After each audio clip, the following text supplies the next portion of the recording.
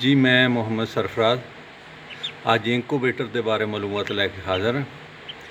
इंकूबेटर कुछ भी नहीं, एक डब्बा हुंदा वो पर एक बच्चा नज़र आ रहा असल दे विच हुण तो 5 मिनट पहले तो ये जिहड़ा सी ना आंडे दे विच निकल रहा सी। इरादा तो मेरा ये सी कि तां फिल्मावां, लेकिन ये निकल गया। ये एक अंडा होर नज़र आ रहा, वो ठो रहा है, ये ठो रहा जी। तो ਇਹਦੇ ਵਿੱਚ ਇੱਕ ਜਾਲੀ ਹੁੰਦੀ ਹੈ, ਇਹਦੇ ਉੱਤੇ ਅੰਡੇ ਰੱਖੀਦੇ ਆ, ਥੱਲੇ ਡਿਸ਼ ਨਜ਼ਰ ਆ ਰਹੀ ਉਹਦੇ ਵਿੱਚ ਪਾਣੀ ਰੱਖੀਦਾ ਹੈ।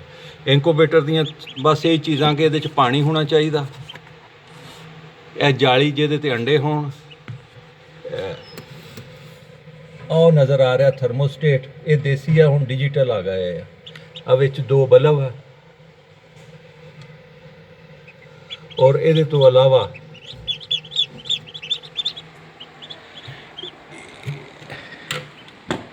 एक यह होल है, ये उपर एक होल हो रहा, 2 होल होनी चाहिए।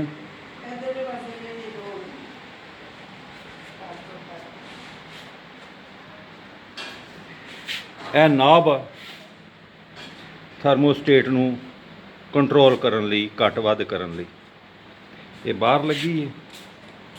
यह एक डब्बा ही है जी, जिन्हों इंकूबेटर कहते, देसी हैंडमेड डब्बा है। यह शीशा है,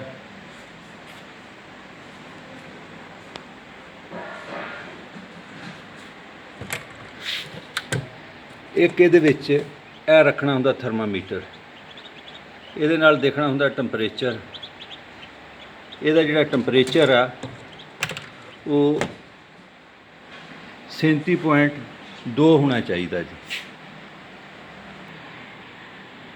ਇਹ ਜਿਹੜਾ ਸੁਰਾਖ ਹੈ ਇਹਦੀ ਟੌਪ ਤੇ ਹੈ ਹਵਾ ਦੇ ਵਾਸਤੇ, ਇੱਕ ਸੁਰਾਖ ਜਿਹੜਾ ਇਹ ਨੀਚੇ ਹੈ, ਇਹ ਇਹਦੇ ਪੈਂਦੇ ਦੇ ਵਿੱਚ, ਇਹਦੇ ਨਾਲ ਹੀ यानी वो जी जाली जिहदे ते अंडे रखी दा है थल्ले वाली साइड ते क्रॉस वेंटीलेशन वास्ते ये घर च बनाई जा सकती है। ये पुराना कूलर हो जाए, नकारा वाटर कूलर, उहदे थर्मोस्टेट ला के बनाई जा सकती है।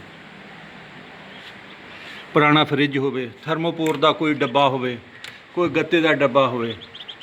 मैं दोबारा दिखाना जी, यह बच्चा निकलिया जी, एक होर निकलने वाला है जी।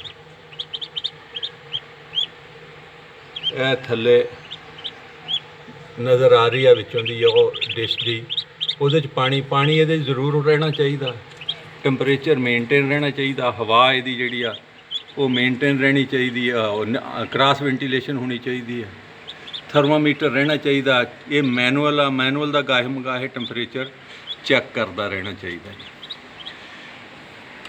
ਛੋਟੀ ਦਾ ਇਹਦਾ ਇਹ ਹੈ ਜੀ, ਇਹਦੇ 40 ਅੰਡੇ ਰੱਖੇ ਜਾ ਸਕਦੇ ਆ ताकि टैंपरेचर जिहड़ा ना आसानी दे नाल बरकरार रहे। एक गिठ तक इहदा जी, एक ते थल्ले 4 उंगलां, सवा क गिठ ये है जी उच्ची, एक ते एक पोटा घट ही है, पौने क 2 गिठां ये हैगी आ लम्मी। चढ़ाई इहदी जी 1 गिठ तो बस 19 की जी, मरबा शक्ल च है, जिन्नी चौड़ी उन्नी लम्मी। होर कोई मजीद सवाल होवे तो कमेंट दे विच पुछया जा सकता है। बहुत बहुत शुक्रिया। पाकिस्तान जिंदाबाद।